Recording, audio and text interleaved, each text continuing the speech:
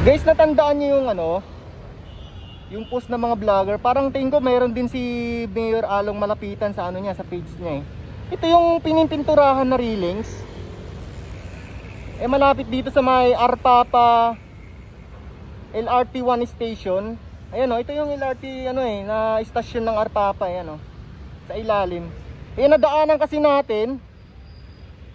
Nadaanan kasi natin. Ito yun naalala ko eh. Ito yung pininturahan nila eh.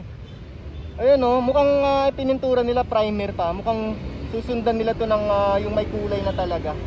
Tsaka sobrang linis. Nakita nyo naman guys kung gaano siya kalinis noon. Mas malinis na siya ngayon. Ano to guys, boundary ng Caloocan tsaka Manila. Itong Arpapa kasi dito sila naglinis ng mga kataga Caloocan eh. So ibig sabihin, itong banda na to is sakop pa siya ng Caloocan. So bali boundary siya. Kasi LRT, may LRT. LRT1 Arpapa Station. Ayan guys yan yung pininturahan ng mga, di ko alam kung anong grupo yun. Ipopost natin dito guys, ika-copy paste natin yung pangalan ng mga nagpipintura dito, yung mga nag-aasikaso. Ito kasi guys, yung railings na yan, kasi yan creek yung ilalim, kaya siya hinarangan para walang malaglag. At saka para walang doon, magsuot-suot. So alam naman natin yung mga dyan, yung mga tambay-tambay nagtatago dyan sa ilalim ng ng creek. Yun yung nila tambayan sa ilalim. Kaya siya hinarangan ng railings. Yan, talaga, isang buo yung harang niya. Ayun isang buo yan So, ito yun dugtong guys. Ayan yan yung dugtong.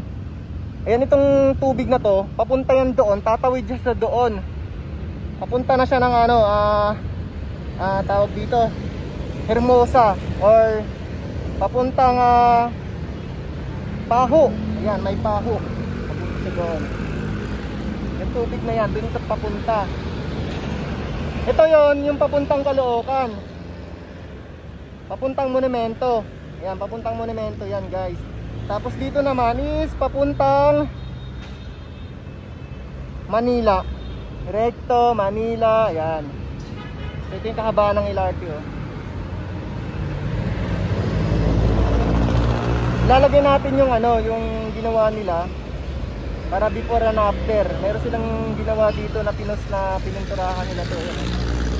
Linis ang linis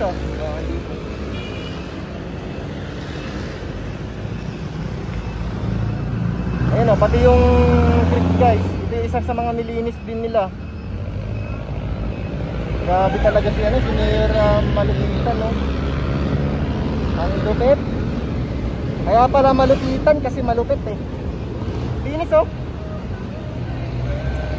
Yun yung nilinisan nila, yung pinag-traffic. Diba ang linis? Yun lang ikutin natin dun sa kabila para makita natin yung kabilang side na kung gaano siya kakalinis.